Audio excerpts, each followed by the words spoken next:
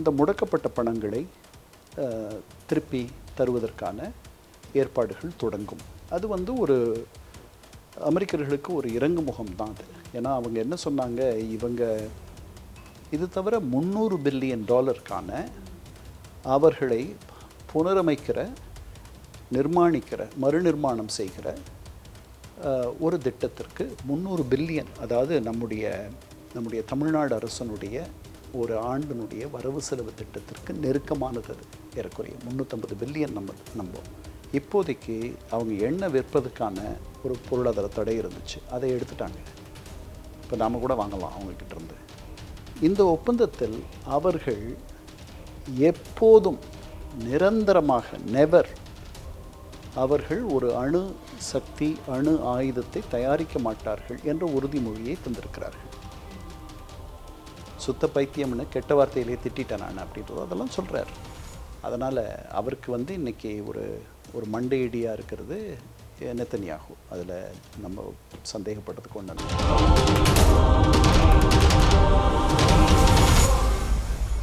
Fourth estate Tamil நேயர்களுக்கு வணக்கம். இன்றைய நேர்காணலில் நம்மோடு இணைந்திருக்கிறார் ஐநாவின் முன்னாள் உறுப்பினர் திரு கண்ணன் அவர்கள். வணக்கம் சார். வணக்கங்கம்மா. இப்போ அமெரிக்கா மற்றும் ஈரான் இடையிலான போர் எப்போது முடியும் அப்படின்னு நம்ம தொடர்ச்சியாக பேசிட்டு இருக்கோம். அந்த வகையில இப்ப அமெரிக்க அதிபர் டொனால்ட் ட்ரம்ப் அவர்கள் வெகு விரைவாக இந்த போர் நிறுத்தத்திற்கான ஒப்பந்தம் போடப்படும் அப்படின்னு அறிவிச்சிருக்காரு. குறிப்பா வந்து 19ஆம் தேதி இதற்கான ஒப்பந்தம் சுவிட்சர்லாந்துல நடக்க போகுது அப்படின்னு சொல்லியிருக்கிறாரு. இந்த ஒப்பந்தத்திற்கான முகாந்திரம் என்னவா இருக்கு, எங்க இருந்து ஆரம்பிச்சு?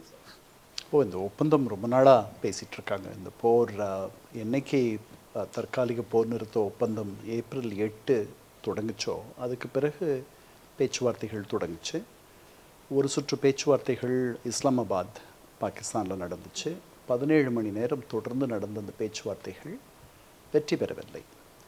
அதுக்கு பிறகு மத்தியஸ்தம் செய்வதற்காக பாகிஸ்தானிகள் இறங்கி அவர்கள் இந்த தூது வேலையை பார்த்தார்கள். அவங்களோட கூட கத்தார், எகிப்து, துருக்கி மற்றவர்களும் ஒத்துழைத்தார்கள். இது பல வாரங்களாக இப்போ நடந்துரும் அப்போ நடந்துரும் அப்படின்னு நினச்சிட்டு கடைசியாக ஒரு வழியாக இப்போ நடந்திருக்கு அப்படின்னு நம்ம நம்பலாம். மின்னணு கையெழுத்துக்கள் அது வந்து போட்டுட்டாங்க. போன ஞாயிற்றுக்கிழமை அமெரிக்க நேரம் ஞாயிற்றுக்கிழமையிலையும் திங்கள் ஈரான் நேரத்துலேயும் 2 தரப்புலேயும் கையெழுத்து போட்டுட்டாங்க அப்படின்ட்டு நமக்கு தெரியுது. நீங்கள் சொன்ன மாதிரி 19ஆம் தேதி நேரடியாக நாடாளுமன்றத்தினுடைய ஈரானுடைய நாடாளுமன்ற அவைத்தலைவர் முகமது பாகர் காலிபாஃப் அவரும் அந்த நாட்டினுடைய வெளியுறவு அமைச்சர் அப்பாஸ் அராக்சி அவங்க 2 பேரும் சுவிட்சர்லாண்டில் சந்திப்பார்கள். யாரை? துணை அதிபர் வான்ஸ், சிறப்பு தூதர் ஸ்டீவ் விட்காஃப், அமெரிக்க அதிபர் ட்ரம்ப்பினுடைய மருமகன் ஜாரட் குஷ்னர். இவங்க 3 பேரை துணை அதிபர் வான்ஸ் அமெரிக்க தரப்பில் கையெழுத்திடுவார். இது வந்து ஒரு 14 அம்ச தற்காலிக போர் நிறுத்த ஒப்பந்தம். இந்த ஒப்பந்தத்தினுடைய இந்த 14 அம்சங்கள் இன்னும் நமக்கு 2 தரப்பும் வெளியிடவில்லை. மத்தியஸ்தம் செய்த பாகிஸ்தானிகளும் வெளியிடவில்லை நமக்கு. ஆனால் சில செய்தியேடுகள் இதை வெளியிட்டிருக்கின்றன. ப்ளூம்பர்க்னு சொல்லிட்டு ஒரு பெரிய அமெரிக்க செய்தி நிறுவனம், அவங்க இந்த 14 அம்சங்கள் என்ன அப்படின்றத வெளியிட்டிருக்காங்க. இதில் ரொம்ப முக்கியமாக நம்ம பார்க்க வேண்டியது ஒரு 4-5 விஷயங்கள். ஒன்று வந்து இந்த ஹோர்முஸ் நீரிணை முற்றுகையை 2 பேரும் ஒரு முடிவுக்கு கொண்டு வந்துடுவாங்க. ஒரு 30 நாளில் பழைய நிலைக்கு அந்த ஹோர்முஸ் நீரிணை கடல் வழி கப்பல் போக்குவரத்து திரும்பும். அதுக்கு முன்னாடி வந்து கடற்கண்ணி வெடிகளை இவங்க அப்புறப்படுத்தணும் ஈரானியர்கள். அதுக்கு எப்படியும் ஒரு மாதம் ஆகலாம், இன்னும் மேலே கூட ஆகலாம். அது ஒரு முக்கியமானது. ஹோர்முஸ் நீரிணையை திறக்கிறார்கள் என்பது இந்த 14 அம்சத்தினுடைய மிக முக்கியமான ஒரு முடிவு அப்படின்னு நம்ம எடுத்துக்கலாம். இந்த போர் தொடங்கினது ஹோர்முஸ் நீரிணைக்காக இல்லை. இந்த போர் தொடங்கினது ஈரானியர்கள் ஒரு அணுசக்தியாக மாறிவிடக்கூடாது என்பதற்காக. இந்த ஒப்பந்தத்தில் அவர்கள் எப்போதும் நிரந்தரமாக நெவர் அவர்கள் ஒரு அணு சக்தி, அணு ஆயுதத்தை தயாரிக்க மாட்டார்கள் என்ற உறுதிமொழியை தந்திருக்கிறார்கள். இது ஒரு 10 நாள் முன்னாடி அதிபர் ட்ரம்ப் பேசும்போது சொன்னார், அவங்க தயாரிக்க மாட்டேன்னு சொல்கிறாங்க, அவங்க வேறு எங்கேயாவது இருந்து வாங்கினாங்கன்னா நான் அதனால் அதுவும் பண்ணக்கூடாதுன்ட்டு ஒரு வரி சேர்க்க சொன்னேன் அப்படின்னார். அது இருக்கிற மாதிரி தெரியல. தயார் செய்ய மாட்டார்கள் என்ற உறுதிமொழியை அவர்கள் தருகிறார்கள். இப்போ அவங்க மேலே அவங்களுடைய பணம் பல இடங்களில் முடக்கி வச்சுருக்காங்க. இந்த முடக்கப்பட்ட பணங்களை திருப்பி தருவதற்கான ஏற்பாடுகள் தொடங்கும். அது ஒரு அமெரிக்கர்களுக்கு ஒரு இறங்கு முகம் தான் அது. ஏன்னா அவங்க என்ன சொன்னாங்க, இவங்க அணு தொடர்பான எங்களுடைய கோரிக்கைகளை நிபந்தனைகளை இவர்கள் ஒப்புக்கொண்டால்தான் இவங்களுடைய பணத்தை நாங்கள் திருப்பி தருவோம் அப்படின்னு முன்னாடி சொல்லியிருந்தாங்க. இப்போது உடனே கூட அது நடக்கும்ன்ற மாதிரி தான் தெரியுது. அது இன்னும் தெளிவாக எனக்கு அது புரியலை. அது தெரிஞ்சிடும். இந்த 19 கையெழுத்தாகும் பொழுது நிறைய தகவல்கள் இது தொடர்பாக வெளியே வரும். இது தவிர $300 பில்லியன் அவர்களை புனரமைக்கிற, நிர்மாணிக்கிற, மறுநிர்மாணம் செய்கிற ஒரு திட்டத்திற்கு 300 பில்லியன், அதாவது நம்முடைய தமிழ்நாடு அரசனுடைய ஒரு ஆண்டினுடைய வரவு செலவு திட்டத்திற்கு நெருக்கமானது. அது ஏறக்குறைய 350 பில்லியன் நம்ம இது இல்லை, யார் கொடுப்பாங்க என்ன அப்படின்றதெல்லாம் இன்னும் சரியாக தெரியல. அமெரிக்கா தான் அதை முன்னெடுக்க போகிறதா சொல்லியிருக்கு. ஆனால் அந்த நிதி ஆதாரங்கள் வளைகுடா நாடுகள்லேருந்து வரும்ன்ற மாதிரி சில பேர் நினைக்கிறாங்க. அதை பார்க்கணும். இந்த கப்பல் போக்குவரத்து மீண்டும் பழைய நிலைக்கு திரும்பும் அப்படின்றது ஆசியாவில் இருக்க பல நாடுகளுக்கு ஒரு பெரிய ஒரு நிம்மதி பெருமூச்சை தரக்கூடிய ஒரு செய்தி. இப்போது இந்த ஒப்பந்தத்தின் கீழ் இவ்வளவு நாள் இருந்த தற்காலிக போர் நிறுத்த ஒப்பந்தம் எல்லா மோதல்களையும், எல்லா சண்டைகளையும், எல்லா தரப்பிலும் முற்றாக முடிவுக்கு கொண்டு வருகிறது அப்படின்ற 2 பேரும் ஒத்துக்கிறாங்க. இஸ்ரேல் ஆனால் லெபனானில் தொடர்ந்து தாக்குதல்களை நடத்தி கொண்டு வருகிறது. அது எப்படி முடிய போகுதுன்றது நமக்கு தெரியல. எனக்கு அதிபர் ட்ரம்ப் அதில் அவங்க மேலே கொஞ்சம் வருத்தத்தில் இருக்கிறத அவர் நேற்றும் வெளிப்படுத்தினார். அது இந்த அமைதி ஒப்பந்தத்திற்கு ஒரு இடைஞ்சலாக இருக்கிறத அவர் சொல்லிட்டார். 2-3 தடவை சொல்லிட்டார். அதை பார்க்கணும். அதுக்கப்புறம் இந்த ஒப்பந்தம் 60 நாட்களுக்கு இந்த 2 தரப்புலையும் அமைதியை நீட்டிக்கும். தேவைப்பட்டால் அந்த 60 நாள் அவகாசம் இன்னும் கொஞ்ச நாள் 2 பேரும் முடிவு பண்ணி நீட்டிச்சுக்கலாம். இந்த 60 நாளில் அவங்க அணு தொடர்பாக அவர்கள் செறிவூட்டிய யுரேனியம் வைத்திருக்கிறார்கள். 11,000 கிலோ யுரேனியம் இருக்குது, அவங்கக்கிட்ட இருப்பு இருக்குது. அதை எப்படி திருப்பி தர்றது, செறிவூட்டப்பட்டதை எப்படி சரி விரக்கம் பண்ணுறது, இதெல்லாம் முடிவு பண்ணணும். இதெல்லாம் முடிவு பண்ண பிறகு அவங்க மேலே இருக்க பொருளாதார தடைகள் அதெல்லாம் முழுமையாக அகற்றுவதற்கான வாய்ப்பாக அது அமையும். இப்போதைக்கு அவங்க எண்ணெய் விற்பதுக்கான ஒரு பொருளாதார தடை இருந்துச்சு, அதை எடுத்துட்டாங்க. இப்போ நாம் கூட வாங்கலாம் அவங்கக்கிட்டேருந்து. அதனால் இது உடனடியாக அவர்களுக்கு நிவாரணம் அளிக்கக்கூடிய ஒரு பெரிய ஒரு ஒப்பந்தம். இந்த ஒப்பந்தத்திற்கு அங்கே ஈரானில் இருக்கக்கூடிய தீவிரவாதிகள், கடும் போக்காளர்கள் இதற்கு அவர்கள் முணங்கி கொண்டிருக்கிறார்கள். இது அமெரிக்காவினுடைய காலனியாக ஈரானை மாற்றுவதற்கான முயற்சி அப்படின்ட்டு. அதனால் அந்த குரல்கள் ஓங்கி ஒலிக்கவில்லை, ஒரு சில இடங்களில் ஒலிக்குது. இது 2 தரப்புக்குமே ஒரு 2 பேரும் இறங்கி தான் அதை பண்ணியிருக்காங்க. இவங்க கொஞ்சம் விட்டு கொடுத்துருக்காங்க, அவங்க கொஞ்சம் விட்டு கொடுத்துருக்காங்க. பட் அமெரிக்கர்கள் தான் நிறைய விட்டு கொடுத்தா மாதிரி எனக்கு தோணுது. ஆனால் சார், இந்த போர் நிறுத்த ஒப்பந்தம் அப்படின்றது நாடாளுமன்றத்துல இந்த போர் நிறுத்தம் தொடர்பாக ஒரு வாக்கெடுப்பு நடந்துச்சு. அதுக்கு 215 பேர் இந்த போர் நிறுத்தம் பண்ணணும் அப்படின்னு ஓட்டு போட்டாங்க. 204 பேர் எதிராக ஓட்டு போட்டாங்க. அமெரிக்க அதிபர் டொனால்ட் ட்ரம்ப் அவர்களுடைய நாடாளுமன்ற உறுப்பினர்கள் 4 பேர் இந்த போர் நிறுத்தம் அவசியம் அப்படின்னு அவருக்கு எதிராகவே ஓட்டு போட்டிருந்தாங்க. இந்த நாடாளுமன்றத்தில் நடந்த இந்த வாக்கெடுப்புக்கு ஒரு முக்கிய காரணமாக இருக்கும். இல்லை, அந்த வாக்கெடுப்பு இந்த போர் நிறுத்தம் என்பதல்ல. நாடாளுமன்ற காங்கிரஸ்னுடைய மக்களவையில் அந்த வாக்கெடுப்பு நடந்துச்சு. அந்த வாக்கெடுப்பில் முதன்முறையாக அவருக்கு எதிராக ஒரு வாக்கு விழுந்துச்சு. ஏன்னா அவருடைய கட்சிக்காரங்களே 4 பேர் அந்த பக்கம் போய் வாக்களித்தாங்க. அதை அவர் வீட்டோ பண்ணலாம், அதை அவர் மறுதளிக்கலாம். அது செனட் போகணும், செனட்டில் அவருக்கு அது கிடைக்கணும்.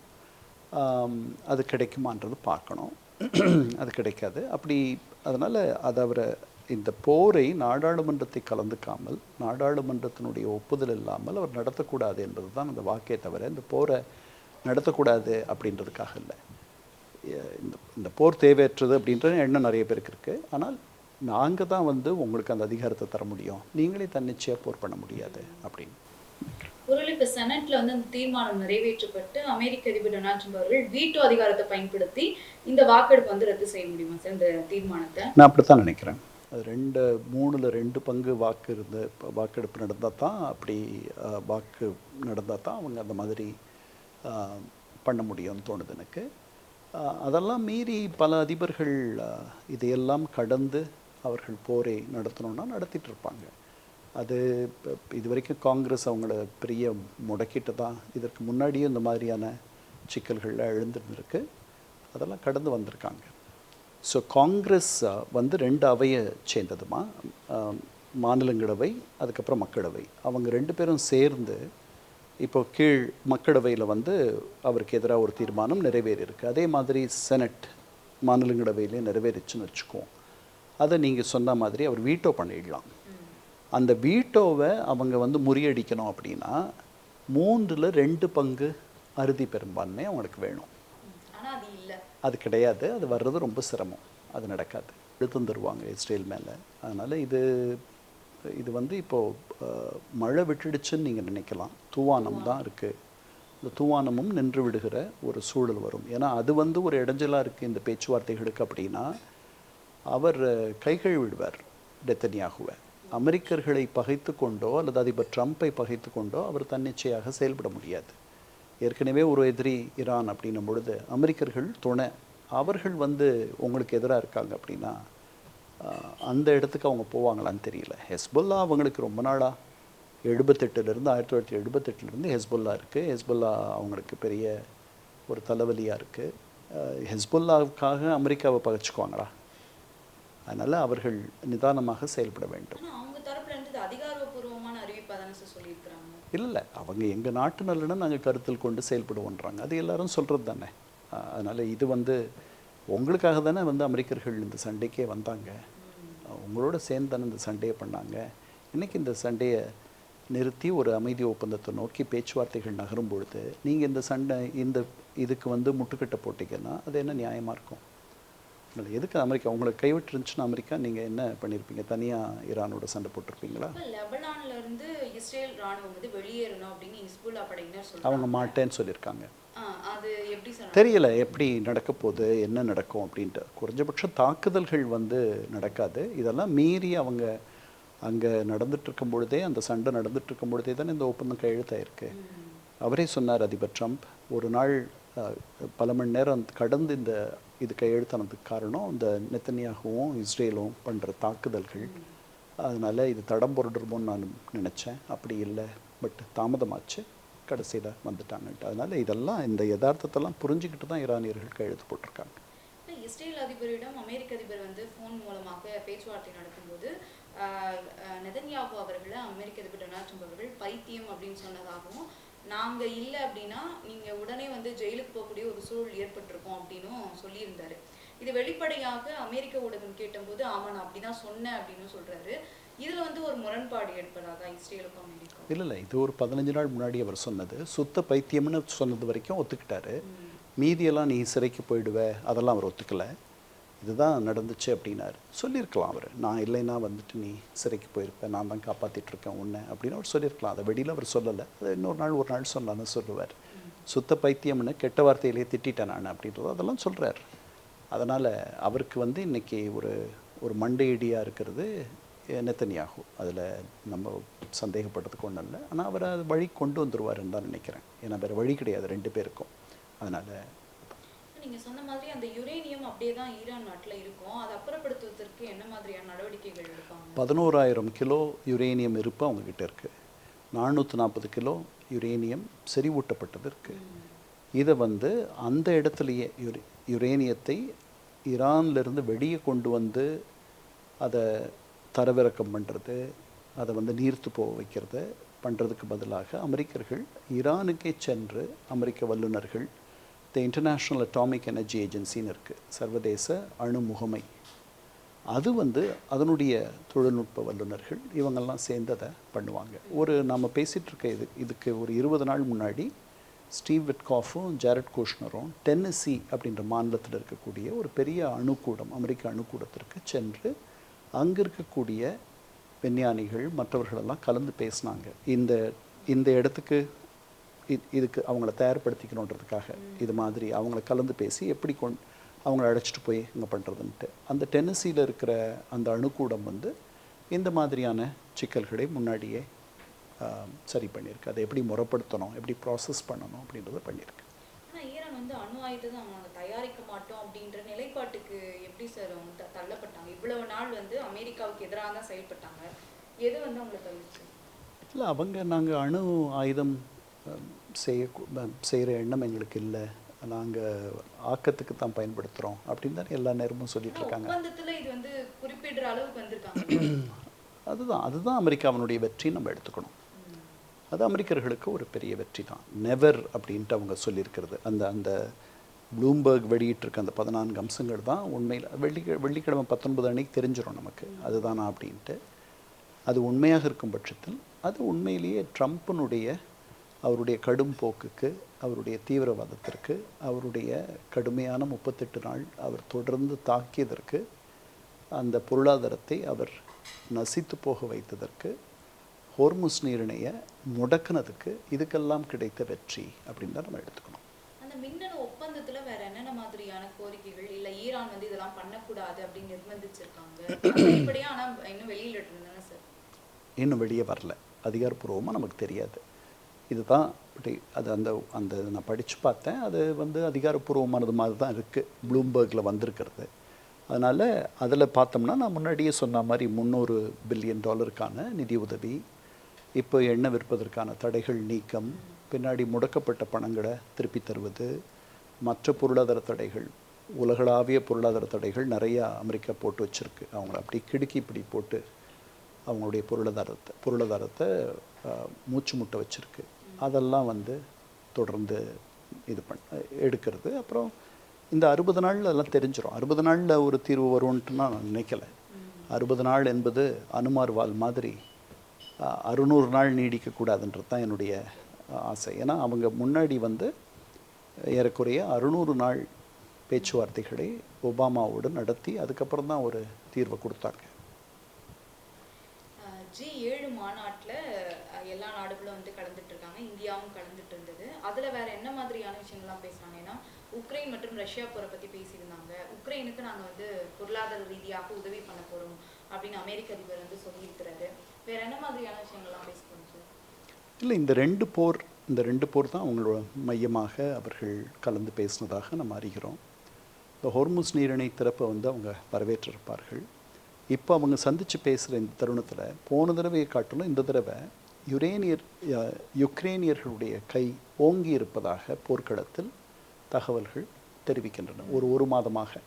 அதனால் இதெல்லாம் வந்து அவர்களுக்கு வந்து ஒரு மகிழ்ச்சியான, இந்த பக்கம் ஒரு தற்காலிகமாக போர் முடிவுக்கு வந்திருக்கு, அந்த பக்கம் அவர்கள் ஆதரிக்கிற யுக்ரைன் வந்து இவ்வளோ பெரிய ஒரு ரஷ்ய ஆதிக்கத்தை எதிர்ப்பை சமாளித்து மும்முரமாக சண்டை போடுது. 52 மாதமாக நடந்துகிட்ருக்கு அந்த போர். 4.25 வருஷமாக நடக்குது. அதனால் 4.25 வருஷத்துக்கு மேலே. அதனால் அதுதான் முக்கியமாக அவர்கள் கலந்து பேசக்கூடிய இது. அங்கே இந்த ஈரான் ஒப்பந்தத்தை பற்றி அவர் ரொம்ப சிலாகிச்சு அதிபர் ட்ரம்ப் பேசினதை பார்த்தோம். நம்முடைய பிரதமரோட மற்றவர்களெல்லாம் ரொம்ப நெருக்கமாக பழகிறது. அந்த இட்டாலியன் பிரதமர் அவரை ரொம்ப ஆதுரமாக வரவேற்கிறது, அதெல்லாம் கூட நம்ம பார்த்தோம். அதனால் இது G7+, இதில் நம்ம வந்து எப்போவும் இந்த உலகத்தினுடைய மிகப்பெரிய தொழில் வளர்ச்சி கண்ட நாடுகள், உலகத்தினுடைய முதல் 7 நாடுகள், பொருளாதார ரீதியாக ஒரு பெரிய இடத்துல இருக்கிற இந்த நாடுகள் சந்திப்பு என்பது, அதில் நமக்கு ஒரு பங்கு தொடர்ந்து கொடுக்கறதுன்றது. ஆசியாவிலிருந்து வெறும் ஜப்பான் மட்டும்தான் அதில் இருக்குது. நம்ம அதில் உறுப்பு நாடு இல்லை. அந்த காலம் வரும், அது உடனே வராது, நாளாகும். ஆனால் நம்ம ஒரு பார்வையாளராக இந்த சந்திப்புகளில் நமக்கு ஒரு அழைப்பு எப்பவும் தந்துட்டுருக்காங்க, நம்ம போய் கலந்துக்கிறோம். சார், இப்போ வந்து இந்த ஒப்பந்தம் வந்து நிறைவேற போகுது அப்படின்னு தகவல் வந்தோடனே இந்த போர் நிறுத்த ஒப்பந்தம் ஒரு பீப்பாயினுடைய விலை வந்து 4 ரூபாயாக குறைஞ்சிருக்கு அப்படின்னு தகவல் வெளியா இருக்கு. மொத்தமா பார்த்தாலும் 7% குறைஞ்சிருக்கு அப்படின்னு நம்ம செய்திகள்ல பார்க்குறோம். இப்போ வரும் நாட்கள்ல உடனே ஒரு 10 ரூபாயாவது வந்து குறைய வாய்ப்பு இருக்கா பெட்ரோல் டீசல் விலை? நமக்கா? ம். நமக்கு அதை அரசுக்கிட்ட தான் கேட்கணும். மேலே போனால் கீழே வராது. இல்ல அந்த காரணம் காட்டி தான், அதாவது ஜலசந்தி அந்த வழியா நம்ம வந்து உண்மைதான். எடுத்துட்டு வர முடியல அப்படின்னு சொல்லி தான் முதல்ல ஒரு பீப்பா வந்து $65 இருந்துச்சு. இப்போ $80 வந்திருக்கு. $125 வரைக்கும் போச்சு. இப்போ 80க்கு வந்திருக்கு. மீண்டும் அது 65க்கு வரணும். நம்ம வந்து ஒரு 6-7 முறை விலை ஏற்றிட்டோம். ஒரு தடவையாவது இறக்குவாங்களான்னு பார்ப்போம். ஆனால் அப்படி நடக்கிறதுக்கு வாய்ப்பு இல்லைன்னு நான் நினைக்கிறேன். ஏன்னா இந்த விலையேற்றத்திற்கு முன்பாக நாம் நிறைய பணம் இழந்துட்டு இருந்தோம். ஏன்னா நம்ம கொள்முதல் விலை வந்து ரொம்ப அதிகமாக இருந்துச்சு. ஒரு மாதத்துக்கு கிட்டத்தட்ட 4400 கோடி நாம் இழப்பை சந்திச்சுட்டு இருந்தோம். இந்த விலையேற்றமெல்லாம் அதில் கொஞ்சம் தான் சரி கட்டும். அதை மீறியும் கூட நம்ம இழந்துட்டு இருந்தோம். அதனால் எனக்கு வந்து மேலே போனது கீழே வரும் அப்படின்ற எண்ணம் இல்லை. அதே விலையில் வச்சுருந்தாலே நாம் அவங்களுக்கு நன்றி சொல்லிடலான்னு சொல்கிறேன். அதை விட ஏத்த வேண்டாம். ஆமாம் ஆமாம் ஆமாம். குறைய வாய்ப்பே இல்லையா சார்? குறையும் அப்படின்னு எப்போவாவது மேலே போனது கீழே வந்திருக்கா? உங்களுக்கு நினைவு இருக்கா? பல்வேறு கருத்துக்களை பகிர்ந்தமைக்கு நன்றி.